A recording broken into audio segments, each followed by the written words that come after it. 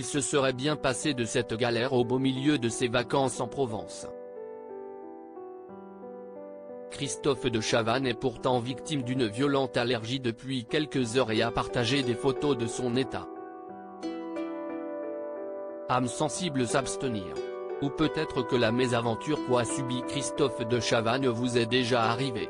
L'été bat son plein, du moins, sur la partie la plus ensoleillée de la France, et l'animateur se trouve du bon côté en ce 1er août. L'ex-figure de TF1 se prélasse sur la Côte d'Azur après une année relativement chargée.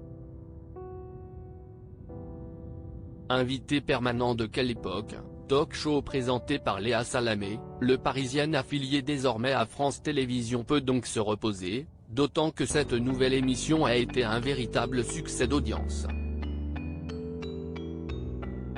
Un indicateur qui pourrait lui donner envie de rempiler la saison prochaine.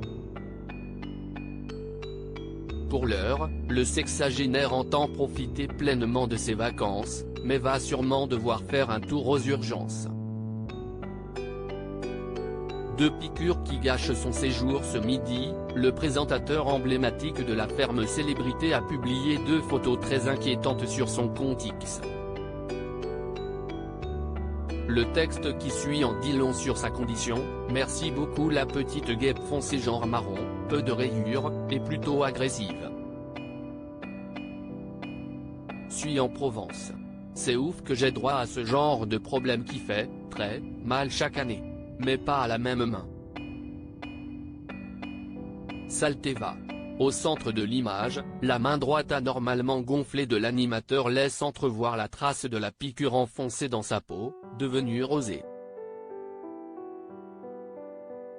Christophe de Chavannes partage des photos de sa main déformée déboussolée. Christophe de Chavannes demande l'aide de ses abonnés.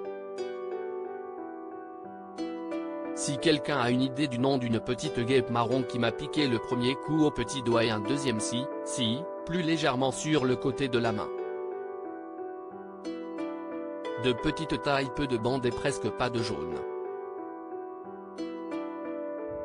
Trop sympa. Une guêpe provençale, décrit-il précisément. Dans les très nombreux commentaires, pas de médecin apparemment, mais beaucoup de conseils, pouvant paraître parfois pertinents pour éliminer le venin et atténuer la douleur, dans un premier temps.